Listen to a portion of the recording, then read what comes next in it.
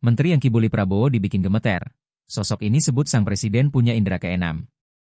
Wakil Ketua Umum Partai Gerindra Habibur Rahman menyebutkan, para menteri Kabinet Merah Putih yang berbuat salah selalu gemetar ketika hendak rapat dengan Presiden Prabowo Subianto.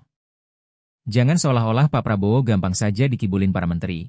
Akan gampang saja dikerjain para menterinya. Enggak, bos. Susah banget, ujar Habibur Rahman, Rabu, 21 Mei 2025. Itu menteri-menteri mau rapat dengan Pak Prabowo saja sudah gemetaran kalau ada kesalahan.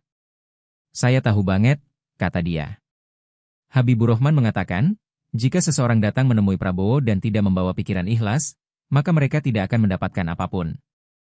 Ketua Komisi 3 DPR ini lantas bercerita bahwa Prabowo tidak mudah dikelabui oleh tukang olah.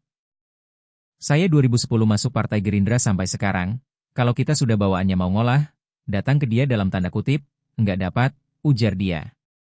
Habibur Rahman pun menduga Prabowo memiliki semacam indera keenam, sehingga tahu siapa saja orang-orang yang merupakan tukang olah itu.